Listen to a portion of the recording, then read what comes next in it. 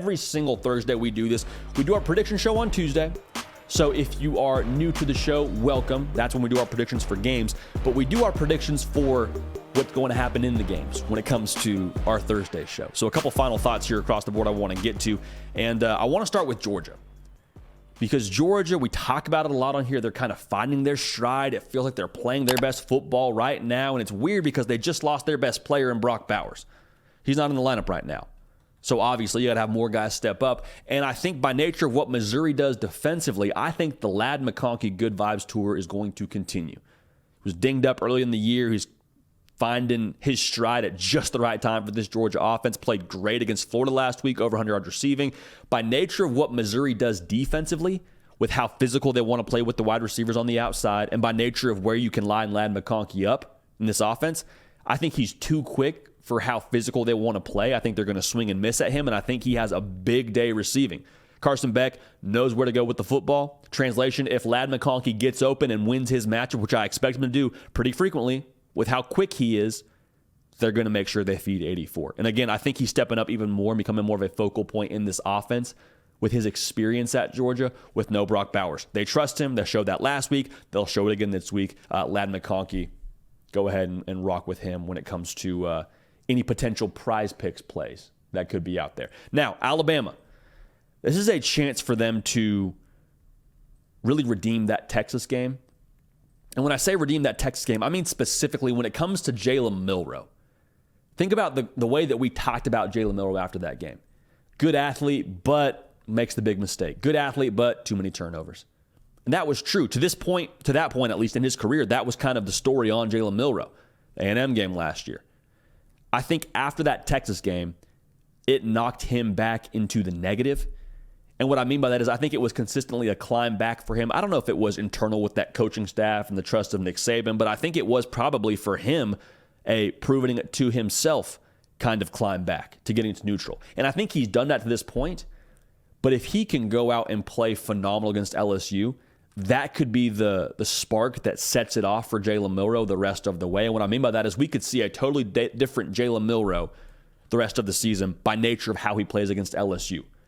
This is a big confidence-boosting opportunity because we all understand this now in this game against LSU. Like, they probably have to score some points. With Jaden Daniels on the other sideline, who we'll talk about here in just a second, it can't be a thing where you score 24 and win the ballgame. It's not the way this thing's going to shake out.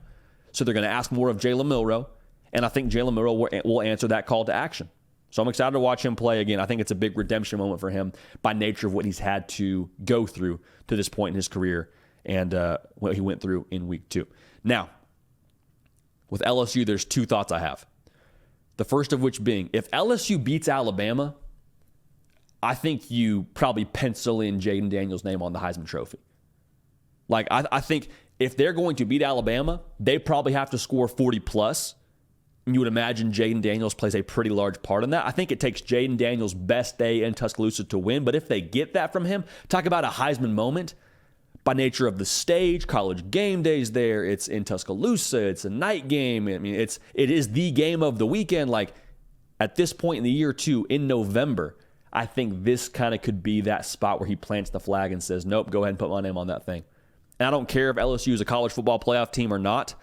Similar to last year with what Caleb Williams did, I just think he has put too much out there on tape to make a case against him being the Heisman Trophy winner if they do find a way to get it done in Tuscaloosa. Now, the other thought I have on this game, if you don't cut Harold Perkins loose in this game against Alabama, we talk so much about his big playability. He can wreak havoc. He can take over a game. Like, we haven't really seen him do that to this point.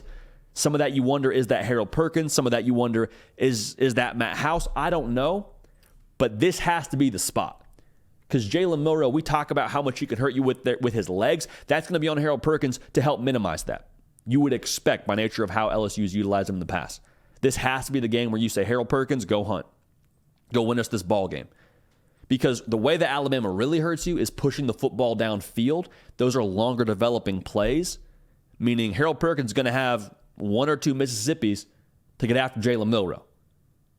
You're not great on the back end. You're dinged up in the back end. If that weren't to make matters worse with what they've done when they're healthy in the back end, which isn't great to begin with, you need to create pressure on Jalen Milroe, and I look right at Harold Perkins to make that happen.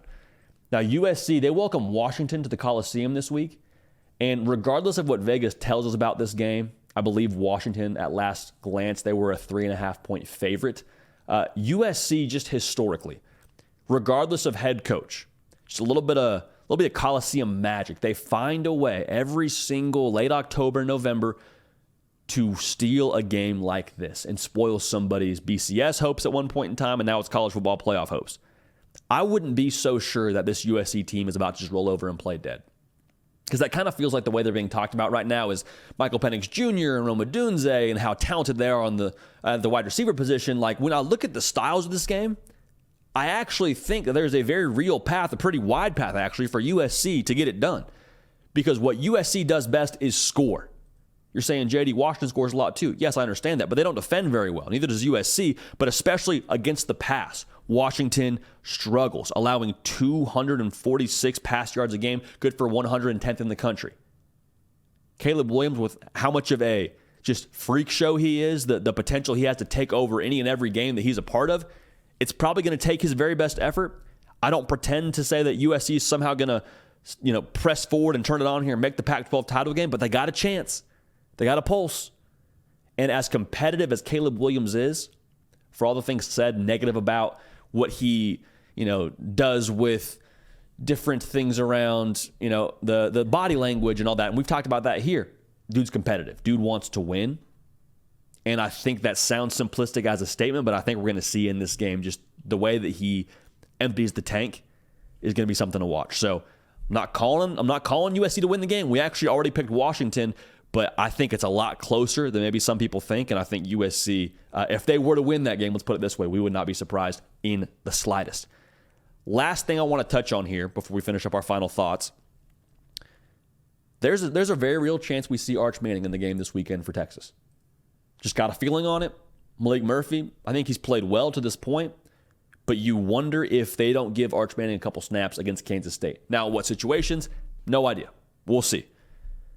But what I want to make sure we guard against and what I want to make sure we talk about before we get to that game, anytime Arch Manning has a negative play out there, there is going to be so many what I like to call Twitter quarterbacks that will jump on their phone, jump on the keyboard and say, told you he wasn't any good. I want us to make sure we mute those people. If you want to block them, block them. I don't really tend to block too many people on Twitter, just kind of by nature of how I operate on that platform. I want to make sure we don't give in to the Twitter quarterbacks that say Arch Manning is no good once he throws his first incompletion. Because the reality is, whenever somebody has a recognizable last name, people like to be quick to say, ha, told you so.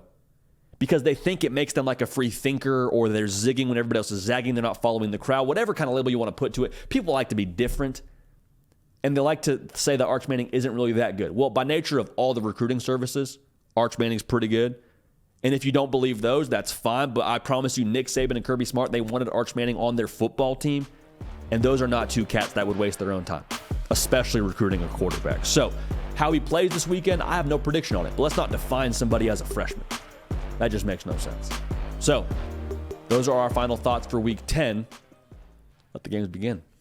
Hey, y'all, thanks so much for watching. Subscribe to the channel here to make sure you don't miss an episode of The Hard Count. Also, be sure to check out other videos on the On3 YouTube channel.